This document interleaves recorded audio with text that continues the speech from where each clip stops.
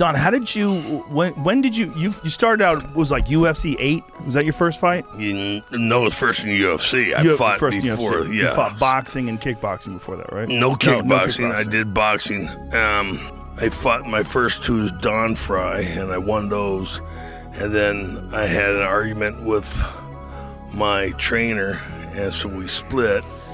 And then I fought under J.R. Frye. Why'd you change your name? Well, that was my name growing up as junior, so J.R. You started out wrestling. Did you wrestle as a young boy? No, sir. No. When did you start wrestling?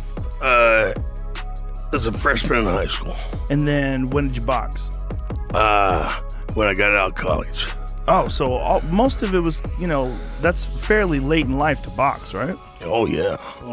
That's why I was 2 and 6. So when did you hear about the UFC?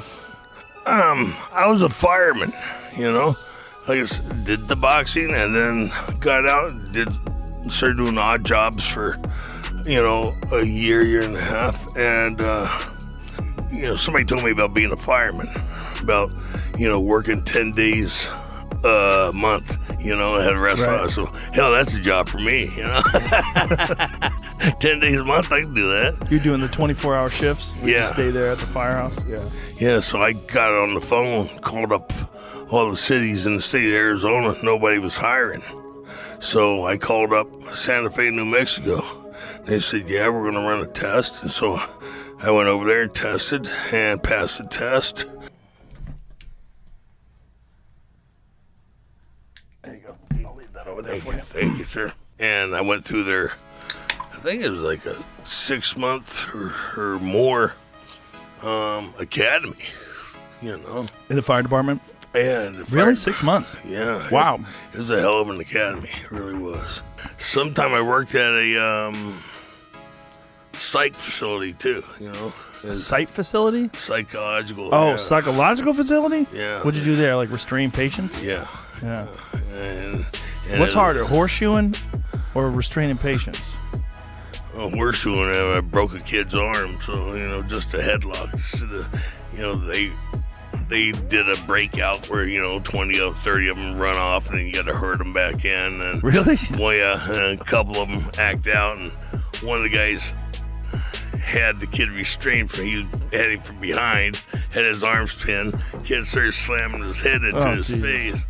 So I just walked up to the headlock, and we landed, snapped his arm. Oh, no. Yeah, it kind of put a damper on things. Yeah. Was that the end of your restraining patients? Yeah, that was in the end of that career.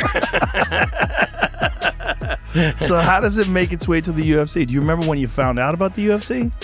I started doing judo, because I needed something to do, Right. You're 22, 24 years old, you used to be a college athlete, you still walk around with an erection, Right, I understand. And so I started doing judo and advanced really quickly in that. And we were sitting there watching something on TV and saw a clip of Dan. Dan Severn? Uh-huh. And then he was doing some kind of bodyguard work for Robin, from who's a radio guy in New York Robin City. Quivers? Yeah. Howard Stern? Right. Oh, really? No shit. And so then we saw Dan fight, and I called him up and said, fuck. I said, Dan, this is Don Frye, remember me? He goes, yeah, what are you doing, Don? I said, this UFC stuff, can you get me in on it? And he says, yeah. So he ended up getting me some fights, probably about 5 or 6 fights, around the country. And, the check's still in the mail. Was this pre-UFC? Yeah. Oh, so you fought MMA before the UFC? Oh, it was warehouse fighting. Yeah. It was MMA. It was NHB. Right. So, NHB is what they called it back then. Yeah, no holds barred. Right. So you wear shoes, you do whatever you want. Yeah, was it bare knuckle? Yeah. In your day, and even in the UFC 8, you were still allowed to fight bare knuckle. Yeah. But I wore gloves because I hit hard. Yeah. Yeah, and smart. Gloves aren't made to protect your face. Right. They're made to protect my hands. Who was the first guy to wear gloves in the UFC? Tank. Was it Tank? Yeah, smart. Smart move. He hits hard. He hits hard. Yeah. Holy shit! I remember your fight with Tank. What a fucking fight that was. My God. And it didn't make top 10 of the one-round fights. Oh, I have no idea why it doesn't. Well, it's because there's so many great fights. It's arbitrary who makes top 10, but I think it should have been in there. That was a classic. Nobody knows. Nobody knows anything about UFC 100 and Be a War. You know? I do. You do, Joe. You're a student, and you were there. I was there. The new fans. Yeah, they should go back because that's the history of the sport.